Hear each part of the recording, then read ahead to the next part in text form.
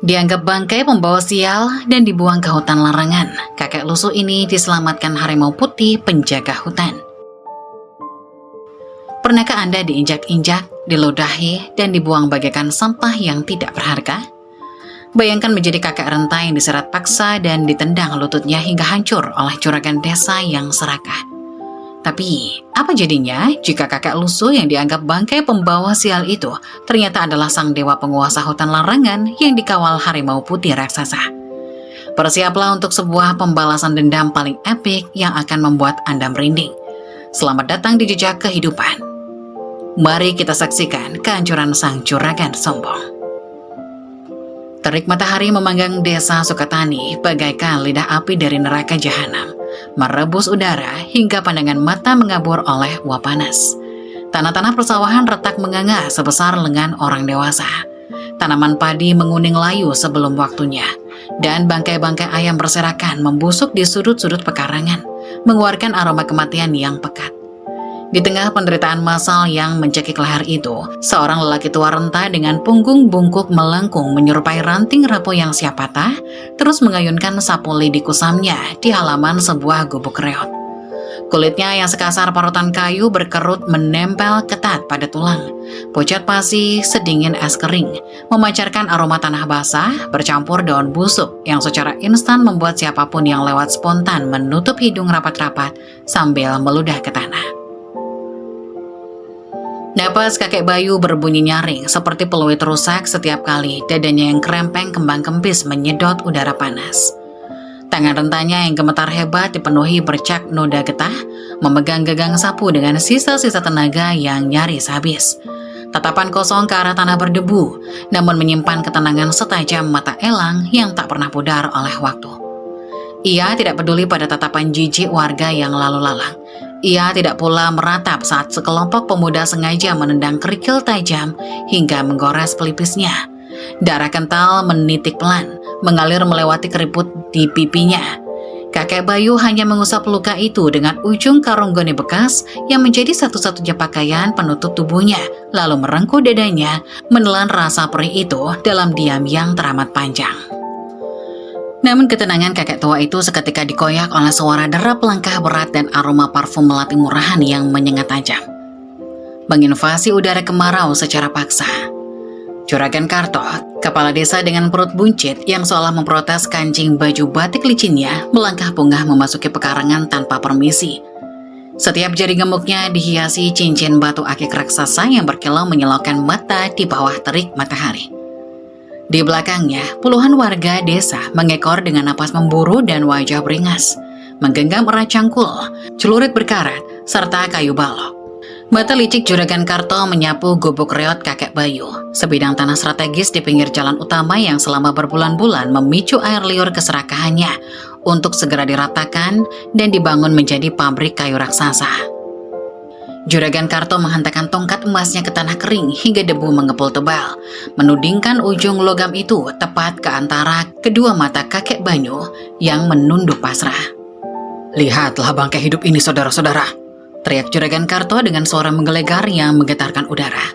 Urat-urat tebal di lehernya menonjol kemerahan seakan siap meledak. "Lihat wajah penuh kutukan ini. Sawah kita mengering menjadi debu, ternak-ternak kita mati membusuk bergelimpangan, dan anak-anak balita kalian menjerit kelaparan karena demam tinggi yang tak kunjung turun. Kalian tahu apa penyebab utamanya? Karena tanah desa kita yang suci ini telah dinajiskan siang dan malam oleh jejak kaki tua bangka pembawa sial ini." Warga desa mulai berbisik kasak-kusuk dengan napas rengah-engah. Tatapan mereka berubah drastis dari sekedar jijik menjadi kebencian murni yang mendidih hingga ke ubun-ubun. Kakek Banyu mengangkat wajahnya perlahan, menatap tepat ke bola mata sang juragan dengan ketenangan es yang justru membuat Juragan Karto berdebar oleh rasa muak yang tak bisa dijelaskan. "Bukan napas tuaku yang memanggil kemarau ini, Juragan. Alam hanya sedang beristirahat sejenak, menunggu waktunya kembali menangis untuk membersihkan keserakahan," ucap kakek Banyu sangat lirih. Suaranya bergetar parau bagi gesekan dua helai daun kering. Namun kalimat itu meluncur syarat akan wibawa misterius yang menampar telinga pendengarnya. Mendengar perlawanan tenang itu, Juragan Karto tertawa terbahak-bahak hingga perut buncitnya terguncang hebat. Lalu dengan sengaja meludah gumpalan dahak tepat di atas jari kaki telanjang kakek Banyu yang pecah-pecah berdarah. Tutup mulut busukmu itu, gembel penyakitan. Napasmu yang bau salokan ini saja sudah cukup membuktikan bahwa dewa-dewa mengutuk desa kita karena kehadiranmu. Bentak Karto semakin beringas, memutar tubuhnya 180 derajat menghadap massa yang masih terbakar amarah. Apa hidung kalian semua sudah tersumbat? Cium aromanya, bau tanah kuburan menguar dari kulitnya yang kudisan. Dia ini sengaja mempraktikkan ilmu hitam di gubuk reotnya setiap malam. Dia menumbalkan kemakmuran dan nyawa hewan di desa kita hanya untuk memperpanjang napas tuanya yang menjijikan itu. Dengar baik-baik, gembel. Air liurku saja terlalu mahal dan berharga untuk membasahi kerongkongan kasarmu yang bau busuk itu. Apalagi tanah desa ini untuk kau injak sesuka hatimu. Provokasi murahan yang dimainkan dengan sangat licik itu seketika menyulut ledakan emosi warga yang sudah kehilangan akal sehat akibat kelaparan. Seorang ibu dengan rambut acak-acakan menerobos kerumunan sambil menangis histeris, melemparkan gumpalan lumpur kering yang mendarat telak di dada kakek Bayu. Anakku kejang-kejang semalaman karena menghirup hawa panas dari gubukmu, iblis tua. Kau harus mati terbakar agar anak perempuanku bisa kembali bernapas. Jerit ibu itu dengan suara melengking yang menyayat hati, membuat keringat dingin sebesar biji jagung mulai mengucur dari pelipis kakek Banyu yang terluka. Kematianku tidak akan membawa satu tetes pun hujan ke desa ini, Nduk. Hanya air mata penyesalan kalian sendiri yang kelak akan membasahi tanah kering ini. Balas kakek Banyu dengan dada yang bergemuruh menahan batuk, darah segar mengalir pelan dari sudut bibirnya. Tubuhnya bergoyang tertiup angin panas, namun kakinya tetap menapak kuat. Omong kosong. Pendengaran kalian semua menjadi saksi. Gembel penyakitan ini sedang terang-terangan merapal mantra kutukan untuk membunuh kita semua hari ini juga. Lolong Juragan Karto sambil menghantarkan sepatu kulit buayanya ke tanah berdebu, menunjuk kakek Banyu seolah ia adalah monster paling menjijikan di muka bumi. Aku sebagai pelindung sejati desa ini tidak akan membiarkan satupun warga mati konyol karena santet murahan dari manusia sampah ini. Jika kalian ingin perut kalian kembali kenyang dan panen kita kembali melimpah ruah esok hari, hancurkan sumber penyakitnya sekarang juga. Serahkan tanah kotor ini padaku agar aku bisa menyucikannya dan buang rongsokan hidup ini ke tempat yang seharusnya, ke neraka beringin di hutan larangan. Bagaikan bendungan raksasa yang hancur berkeping-keping, massa merangsek maju dengan teriakan brutal yang memekakan telinga.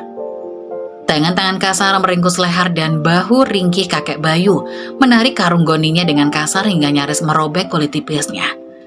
Seret bangkai ini hidup-hidup, buang daging busuknya ke batas hutan, biar dirobek-robek anjing liar malam ini juga.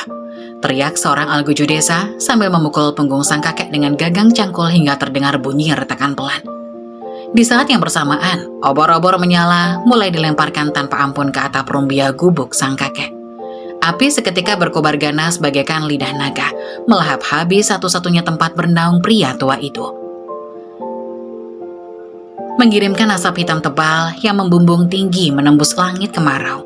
Di tengah kobaran panas yang membakar wajahnya dan caci maki yang menyayat nurani, kakek Banyu tidak meneteskan satupun air mata. Matanya menatap kobaran api itu dengan tatapan stoik yang membeku, membiarkan tubuhnya yang rapuh tak berdaya diseret paksa di atas bebatuan tajam, meninggalkan jejak darah memanjang menuju kegelapan abadi yang menanti di hutan larangan. Asap hitam tebal bergulung-gulung mencekik udara kemarau, menutupi matahari saat gubuk rumbia itu runtuh dilalap lidah api yang mengamuk beringas. Hawa panas memanggang kulit keriput kakek Bayu. Namun, rasa perih yang sesungguhnya berasal dari raungan kejam warga desa yang mengelilinginya bak kawanan seringkala haus darah. Di barisan paling depan, Juragan Karto berdiri membusungkan perut buncitnya, mengayunkan tongkat emasnya dengan tawa kemenangan yang menggema sumbang. Nikmatilah pemandangan indah ini, wahai wargaku yang cerdas. Lihatlah bagaimana api suci ini melahap habis sarang iblis tempat si tua bangka ini memelihara kutukan. Hari ini kita memotong leher kesialan dari desa kita hingga ke akar-akarnya. Teriak Karto dengan urat leher yang menonjol, sementara keringat berminyak membasahi kemeja batiknya yang mahal. Kakek Banyu mencoba bangkit perlahan, tangannya yang gemetar menopang tubuh ringkihnya di atas tanah yang menghitam oleh jelaga. Kau mengutuk tanahmu sendiri dengan keserakahanmu, Karto. Bisik sang kakek parau, napasnya berderak. Bagai ranting kering yang diinjak, menatap lurus ke dalam pupil mata sang juragan tanpa setitik pun rasa takut. Mendengar namanya disebut tanpa gelar kehormatan, wajah Juragan Karto seketika merah padam, bagai kepiting rebus. Pria tambun itu meludah dengan kasar, membiarkan cairan liurnya berbau tembakau mendarat tepat di kening sang kakek. "Dasar bangkai hidup pembawa kutukan, tanah desa ini najis kau injak," raung Karto kalap. Tanpa belas kasihan sedikit pun, ia mengangkat sepatu bot mahalnya tinggi-tinggi, lalu menghantam ujung sol kerasnya itu tepat ke tempurung lutut kakek Banyu. Suara gemeretak tulang retak terdengar mengerikan menembus kebisingan massa. Tubuh krempeng itu terjerembab ke belakang, menghantam kerikil tajam hingga pelipisnya robek. Keringat dingin sebesar biji jagung seketika membanjiri wajah pucat kakek Banyu. Jantungnya berdetak liar menahan rasa sakit yang merobek saraf-sarafnya. Namun bibirnya terkatup rapat, menolak memberikan kepuasan erangan kesakitan pada musuh-musuhnya. "Air liurku saja terlalu mahal untuk membasahi kerongkonganmu yang busuk itu. Apa kau pikir diamu akan menyelamatkan nyawa kotor itu? Gembel penyakitan," hardik Karto sambil menginjak tangan kakek Banyu yang berlumuran darah. "Diamnya seekor semut yang diinjak gajah bukanlah tanda perlawanan, tapi tanda bahwa dia sudah mampus. Dan kau hanyalah cacing tanah yang menumpang hidup di wilayah kekuasaanku. Darah yang tertumpah hari ini akan memanggil pemilik sah tanah ini kembali," ucap kakek Banyu tersengal-sengal. Matanya memancarkan sinar emas redup yang anehnya membuat bulu kuduk warga di barisan depan meremang kedinginan di bawah terik matahari. Bahkan, gajah yang sombong akan tersungkur mati di hadapan keagungan penguasa hutan. "Juragan, kau hanya tidak tahu monster apa yang baru saja kau bangunkan dari tidur panjangnya." "Tutup mulut busukmu kakek peot. Jangan coba-coba menakuti kami dengan dongeng murahanmu," pekik seorang pria berbadan kekar, algojo andalan Juragan Karto, yang langsung mencengkeram kasar pergelangan kaki rapuh kakek Banyu. Pria itu menyentakkan tubuh sang kakek dengan brutal hingga karung goni yang membungkusnya terkoyak lebar. "Syarat bangkai penyakitan ini sekarang juga. Kita mandikan daging busuk ini di lumpur berduri sampai seluruh setan di tubuhnya keluar," perintah Karto sambil mengayunkan tongkatnya ke arah ufuk barat, tempat bayangan pohon-pohon raksasa menjulang hitam menyeramkan bagai benteng kematian. Hutan larangan. Bagaikan hewan kurban yang diseret ke tiang gantungan, tubuh ringkih kakek Banyu ditarik paksa membelah jalanan desa yang berdebu. Kulit punggungnya yang tipis tergesek keras pada bebatuan terjal, meninggalkan jejak darah kental yang menggaris panjang membelah bumi kemarau. Duri-duri semak liar merobek daging lengannya, sementara kerikil menancap dalam di kulitnya. Setiap kali tubuhnya menghantam lubang jalan, terdengar rintihan tertahan di kerongkongannya. "Mati saja kau dukun keparat. Kau pantas jadi santapan cacing dan lintah hutan larangan," umpat seorang ibu-ibu yang dengan sengaja menyiramkan seember air comberan bau ke wajah sang kakek yang nyaris kehilangan kesadaran. "Semoga tulang belulangmu dikunyah anjing liar malam ini juga. Biar tuntas semua kesialan kami," timpal warga lainnya sambil meludahi sisa jejak darah di kaki rentah Banyu. Kakek Banyu hanya menutup matanya, membiarkan setiap tetes sinaan meresap ke dalam ingatannya yang mulai pulih perlahan-lahan di tengah rasa sakit yang mendera. Perjalanan penuh siksaan itu terasa bagai keabadian.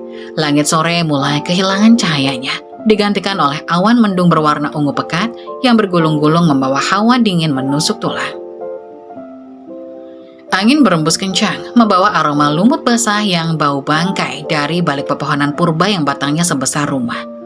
Mereka tiba di perbatasan hutan larangan, sebuah garis tanah mati di mana rumput tak berani tumbuh dan cahaya matahari enggan menyentuh permukaannya. Kegelapan di dalam sana sangat pekat, seolah-olah rang raksasa tak kasat mata sedang membuka lebar menanti mangsanya. Algojo itu melemparkan tubuh berlumuran lumpur dan darah itu ke batas akar raksasa pohon beringin tua. Kakek Banyu terbatuk hebat, menyemburkan gumpalan darah hitam ke atas akar yang membusuk.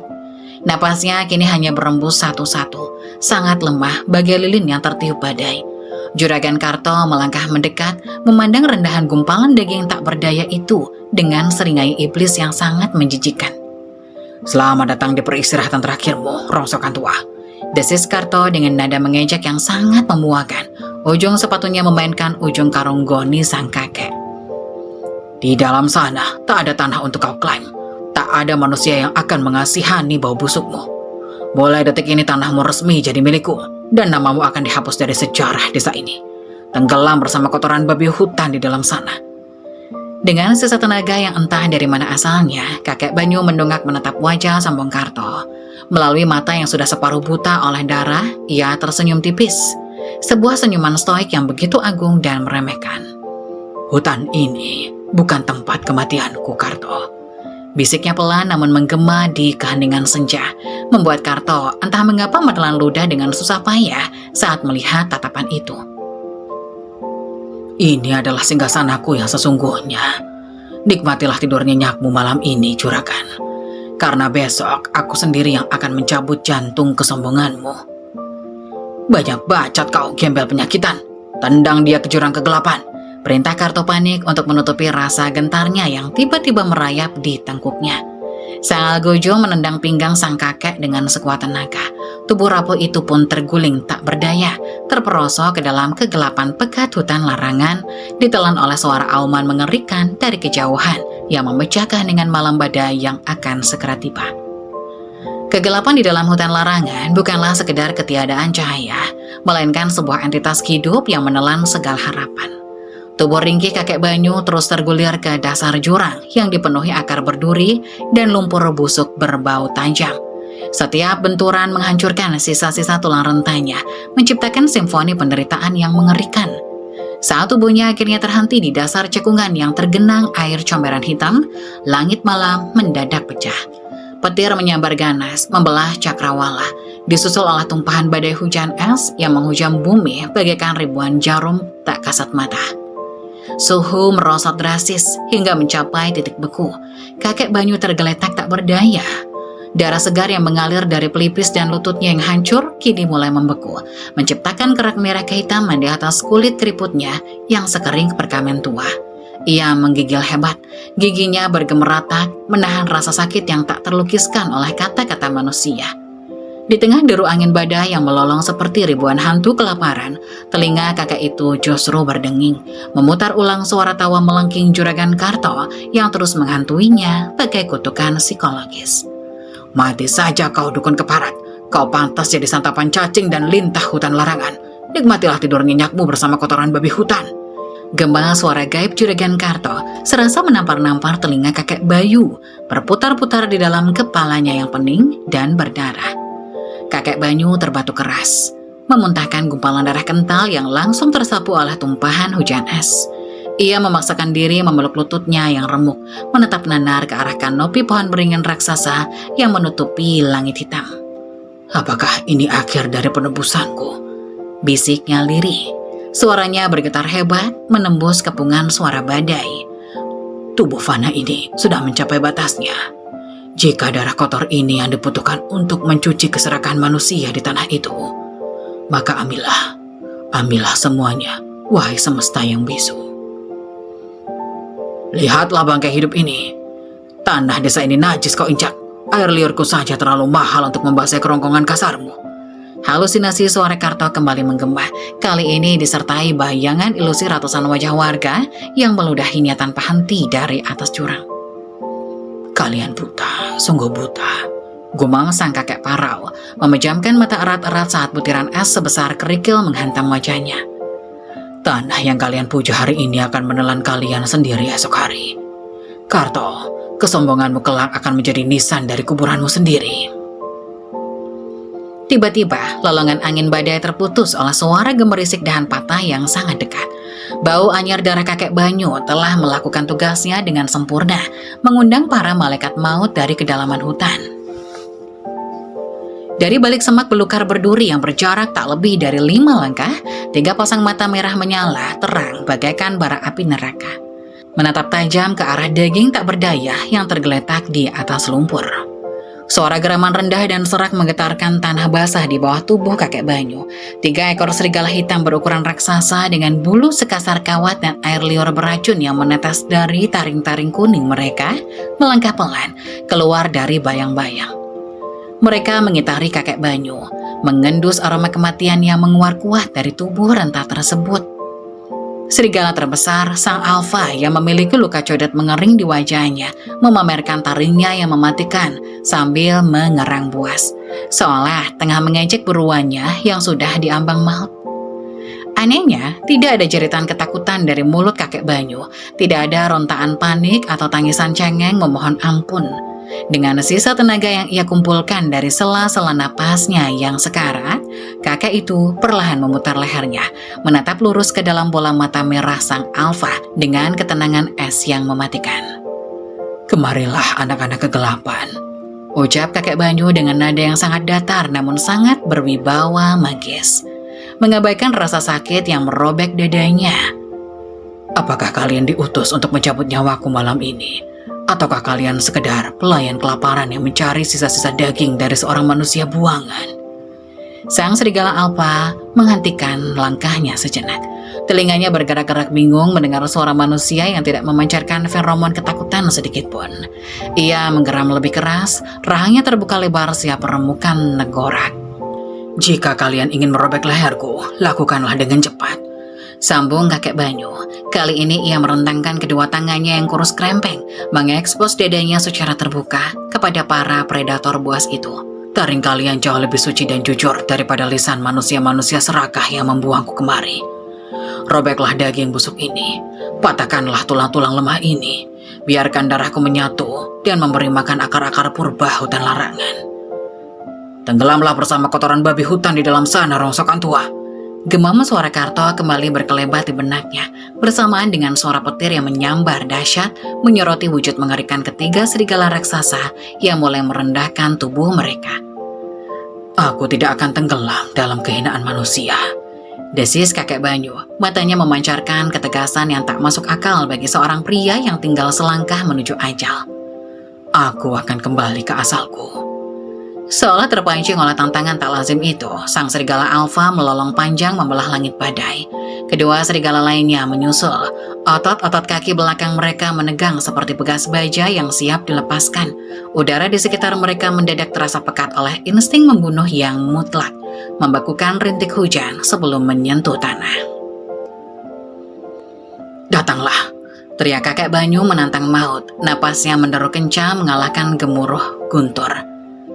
"Akhir segala penderitaan ini, bawa aku kembali pada kehampaan mutlak." Dalam satu kedipan mata, ketiga monster hitam itu melompat secara serentak. Taring-taring busuk yang berkilat di bawah kilauan petir melayang secepat peluru, mengarah tepat menuju urat nadi leher, dada, dan wajah keriput kakek Banyu. Angin badai seolah berhenti berembus. Waktu terasa melambat secara menyiksa. Kakek Banyu memejamkan mata stoiknya rapat-rapat, merasakan hembusan napas berbau bangkai dari sang alfa telah menyentuh pori-pori kulitnya. Jantung sang kakek berhenti berdetak selama 1 second yang terasa abadi, sepenuhnya pasrah menyambut rahang maut yang akan mengakhiri 1 abad siksaan di dunia manusia fana. Di sepersekian detik sebelum taring-taring busuk dan beracun itu merobek urat leher kakek Banyu, sebuah kilatan cahaya perak yang teramat menyilaukan mata membelah pekatnya malam. Seolah langit sendiri merobek perutnya untuk menurunkan bintang jatuh secara paksa. Bung!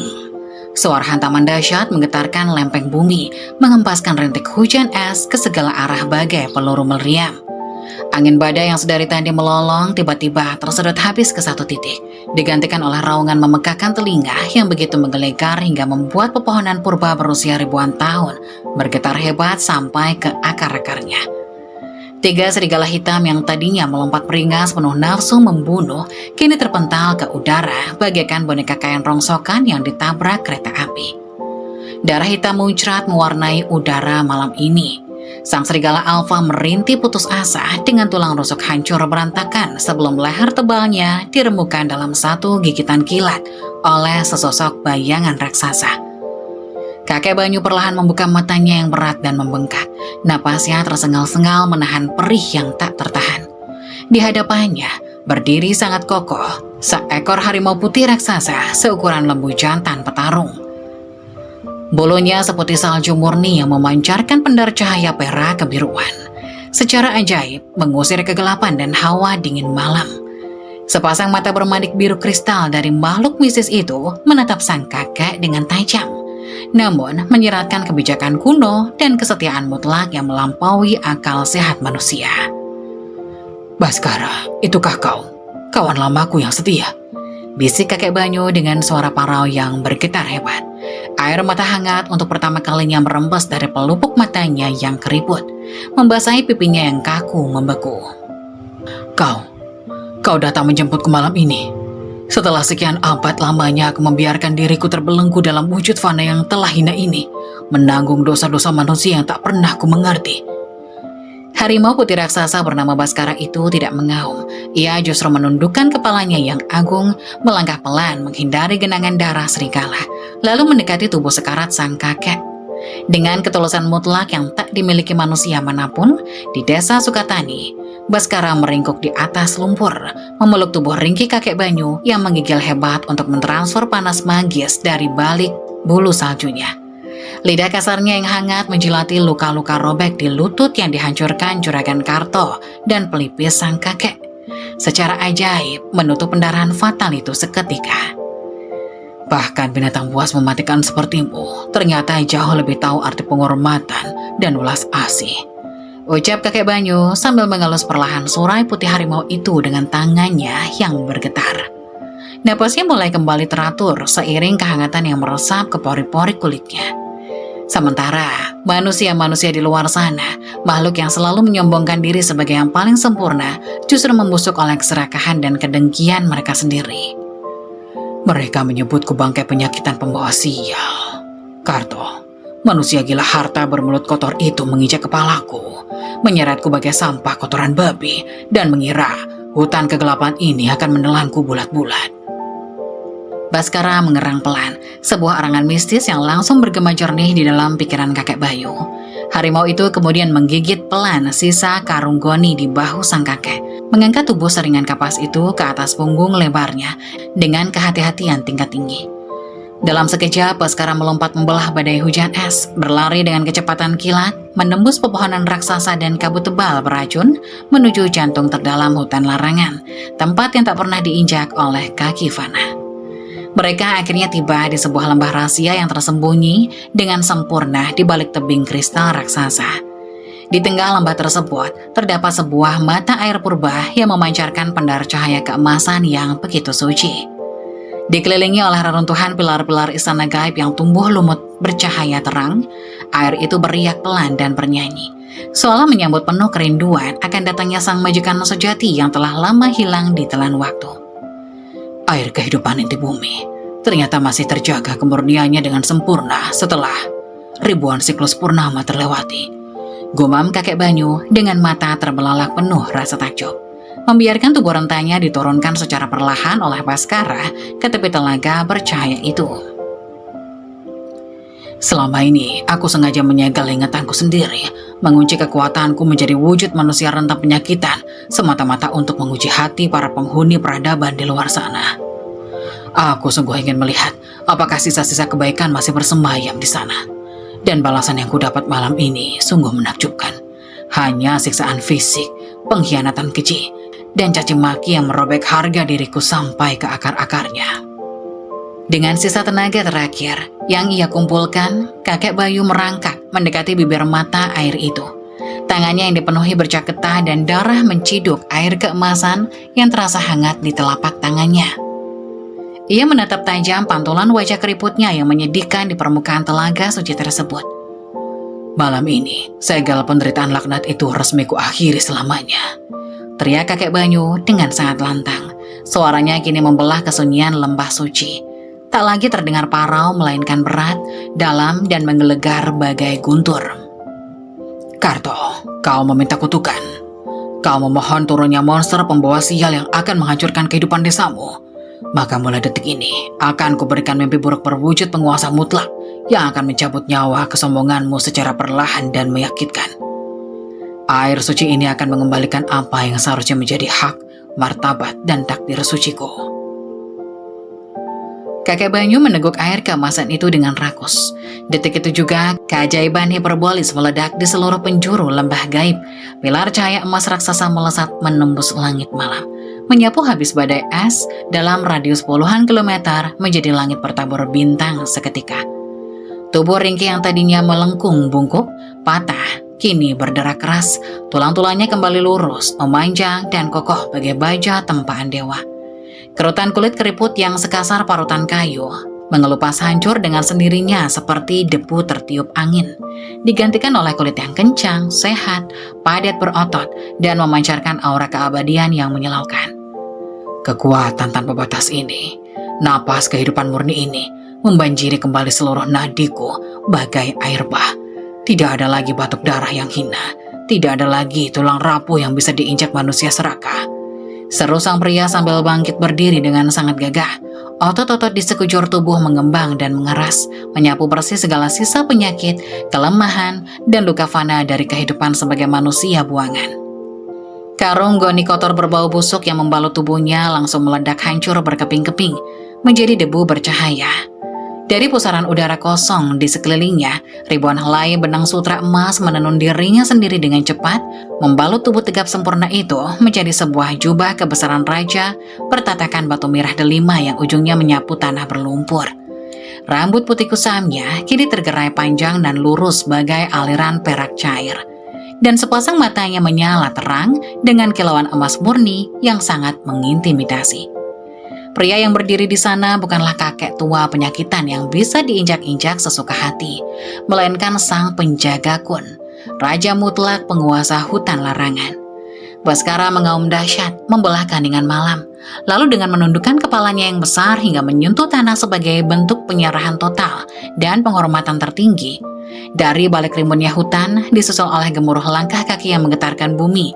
Puluhan ribu hewan buas, mulai dari macan kumbang, gajah purba, serigala perak, hingga ular piton raksasa sebesar batang pohon, keluar merayap dari persembunyian mereka, bersujud serentak dengan kepala menempel di tanah di hadapan Sang Raja Agung yang akhirnya terlahir kembali. Sang penjaga kun merentangkan kedua tangannya lebar-lebar. Jubah sutra emasnya berkibar megah dihembus angin magis dari mata air. Dengarkan aku, wahai anak-anak rimba, para penjaga keseimbangan semesta yang tak pernah berkhianat. Suaranya menggelegar dahsyat, bagaikan sabda yang jatuh langsung dari surga, mendominasi seluruh penjuru hutan dan menekan jiwa makhluk apapun yang mendengarnya. Ribuan tahun lamanya, tanah leluhur ini suci, tak pernah tersentuh oleh tangan najis manusia-manusia serakah berhati iblis. Namun hari ini, seorang lintah darat berwujud babi bernama Karto telah berani meludahi wajah suciku, menendang tubuh fanaku hingga hancur, dan secara fatal telah menginjak batas toleransi alam. Dan sekarang, dia berniat merampok kedamaian rumah kita dengan mesin-mesin besinya. Sang raja berjalan perlahan dengan langkah penuh wibawa mendekati Baskara, mengelus kepala harimau putih raksasa itu yang terus menggerang penuh. Mata keemasannya menatap tajam ke arah batas utara hutan.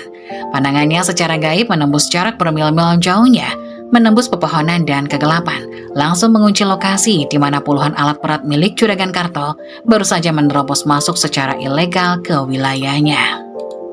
Mereka dengan pungahnya mengusirku karena menganggapku bangkai pembawa kutukan yang tak berguna. Mereka sangat meremehkan diamku, mengira aku hanyalah cacing tanah tak berdaya yang bisa mereka tendang dan injak-injak sesuka hati tanpa konsekuensi mematikan. Lanjut sang penjaga kun dengan menyeringai senyum dingin yang teramat mengerikan, menyiratkan badai pembalasan dendam mutlak yang tak akan berbalas ampun. Mereka lupa satu hukum alam semesta. Diamnya sang penguasa bukanlah sebuah kelemahan, melainkan persiapan mutlak sebelum badai kehancuran menyapu habis segalanya. Sekarang, persiapkan taring beracun dan cakar kalian yang paling tajam, karena esok hari, tepat ketika matahari terbit menembus kabut keputusasaan mereka, aku sendiri yang akan duduk tegak di atas singgasana pengadilan.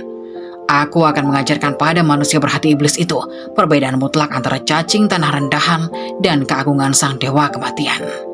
Pengadilan semesta secara resmi baru saja dimulai malam ini. Matahari pagi menolak memancarkan sinarnya menembus kanopi hutan larangan.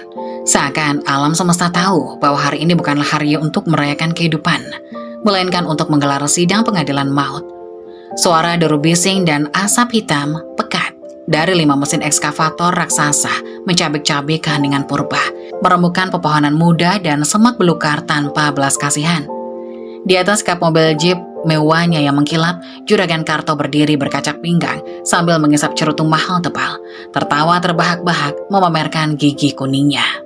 Hancurkan semuanya tanpa sisa, ratakan pohon-pohon sialan ini sampai ke akar busuknya. Hari ini tanah ini resmi menjadi tambang emasku, dan tidak ada satupun dewa atau setan yang bisa menghalangiku. Teriak Juragan Karto dengan keangkuhan yang menyindu langit, membuang puntung cerutunya tepat di atas kelopak bunga anggrek langka yang langsung layu terbakar. Cari juga sisa tulang belulang si kakek gembel penyakitan itu. Kalau kalian menemukannya, jadikan pupuk kandang atau buang ke comberan biar tuntas kesialan yang menempel di desa kita. Seorang mandor Tambun yang wajahnya mendadak pucat pasi berlari menghampiri mobil Karto dengan napas terengah-engah. Seluruh sendi tubuhnya gemetar hebat, bagai disengat listrik. Juragan, ada yang aneh. Udaranya mendadak beku seperti es tajam. Dan semua mesin eskavator kita mati mendadak secara bersamaan.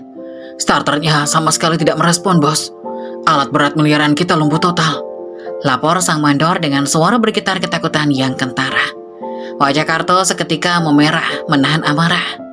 Urat leher tebalnya menonjol seperti cacing kepanasan yang siap meledak. Dasar sekumpulan babi bodoh tidak berguna. Alat berat miliaran rupiah dari Eropa bisa mati serentak. Jangan cari alasan klinik murahan di depanku.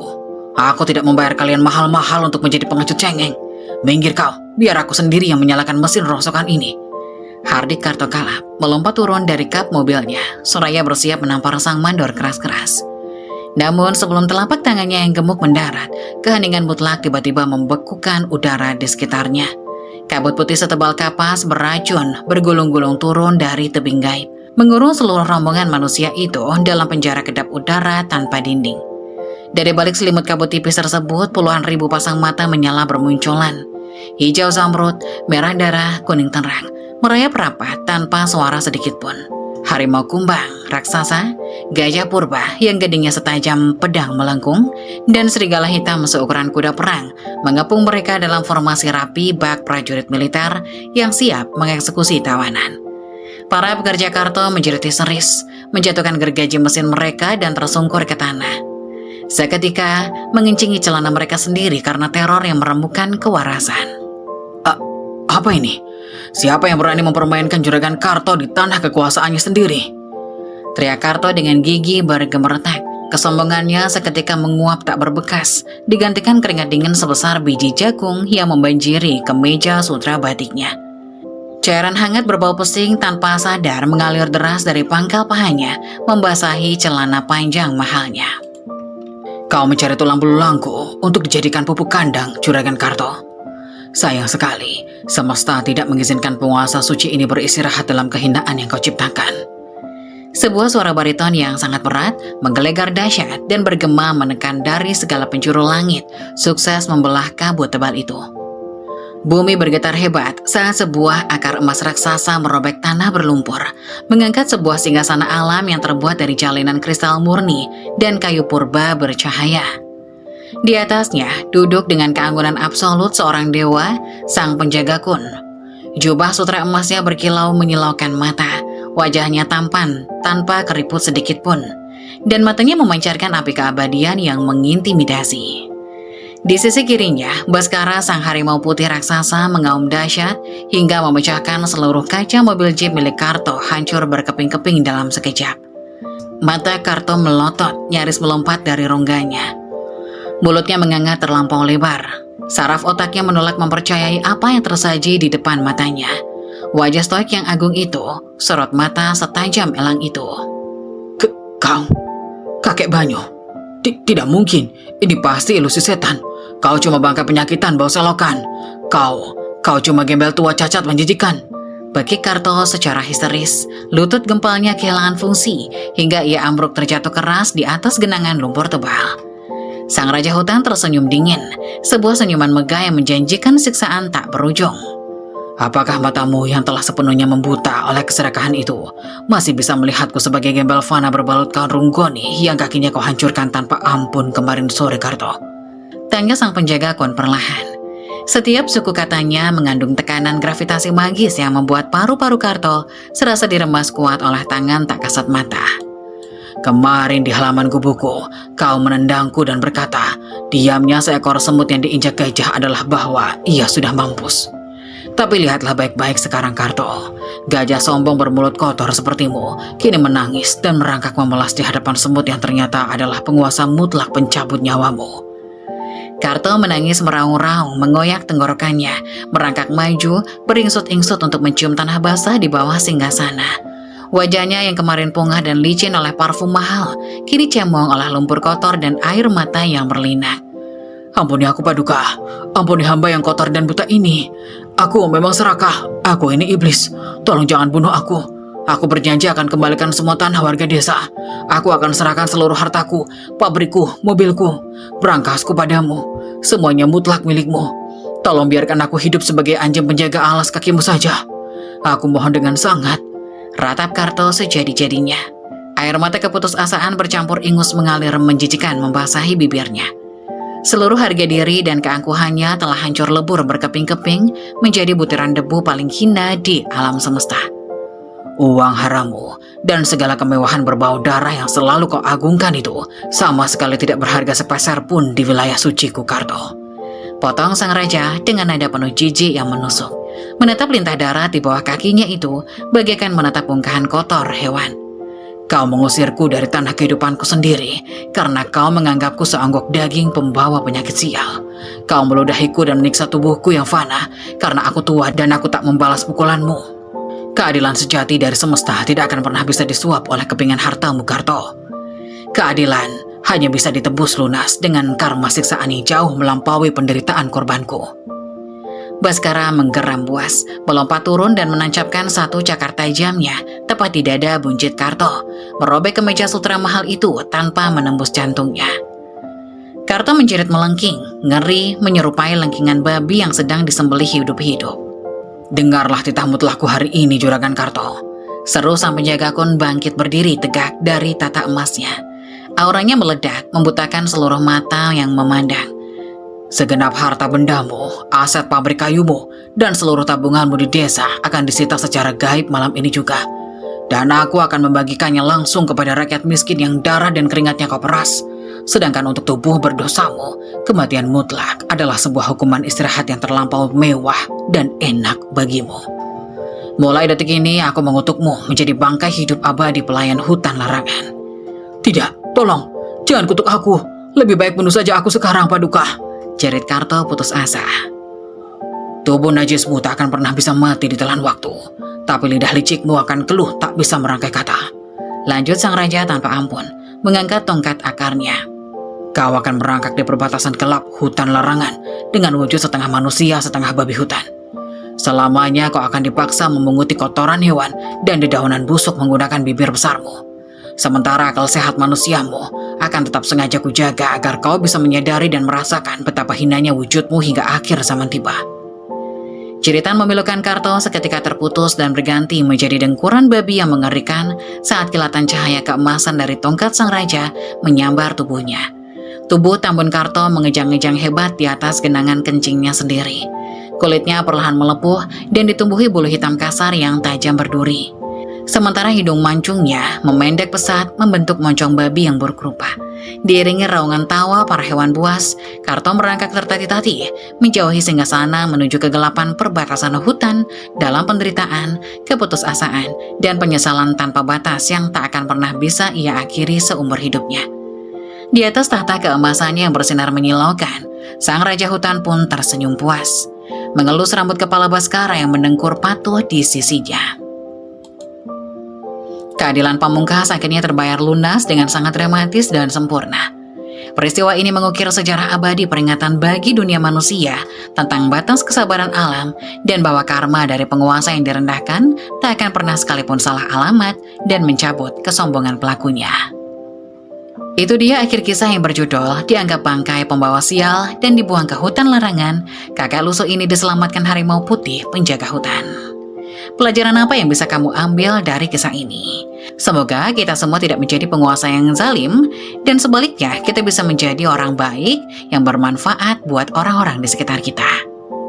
Kalau kamu suka kisah ini, like video ini dan bagikan kepada teman-temanmu. Subscribe channel Jejak Kehidupan dan nyalakan lonceng notifikasi supaya kamu mendapatkan pemberitahuan jika kisah selanjutnya sudah kita upload.